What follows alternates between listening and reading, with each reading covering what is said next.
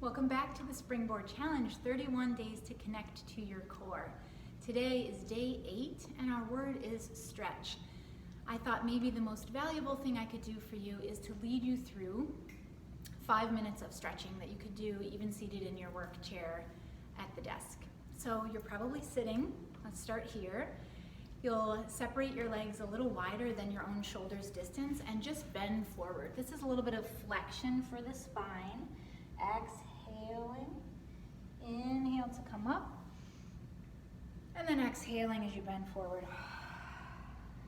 Twice more, just lifting the spine up and then pulling in your belly as you flex forward, and then you rise up.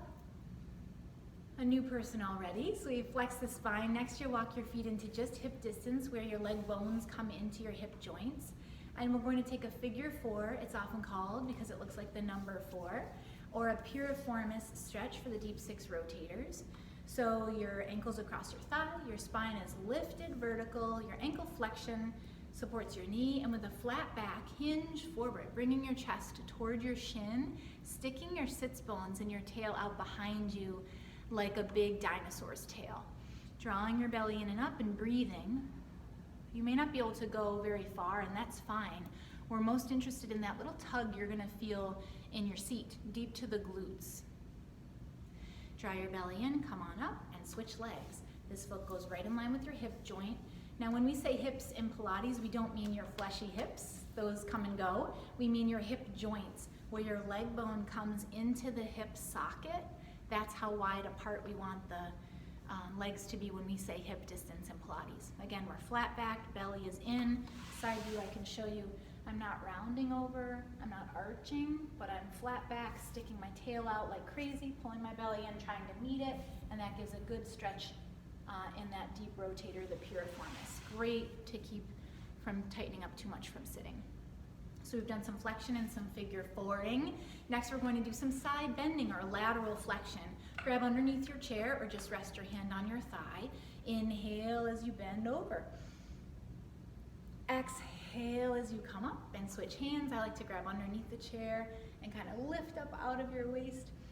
And then exhale, one more set. You could do 3 to 5 of each of these once you get this little routine down. You don't need to watch me. You don't need me. You can do it anytime. So this is lateral flexion, opening up those obliques and rib cage muscles. Next we need some rotation. So spinal rotation twisting.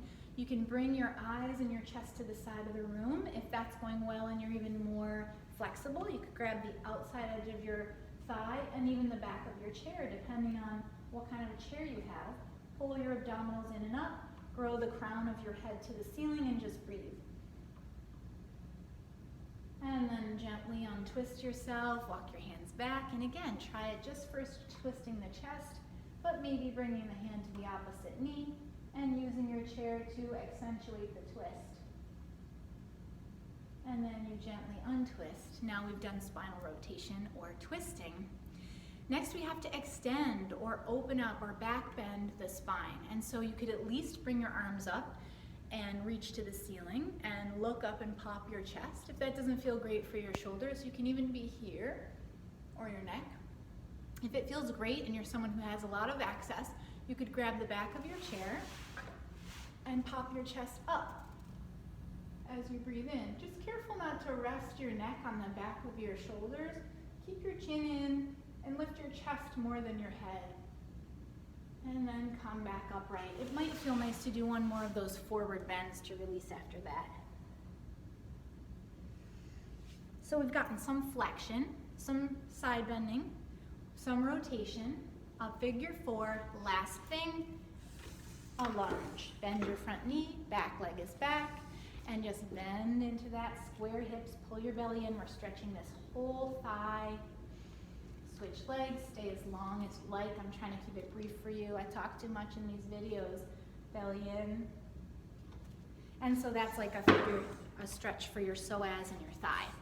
I hope this was helpful to you today. I hope you feel like you can do some of these stretches in your desk chair, take breaks for yourself, and enjoy that movement.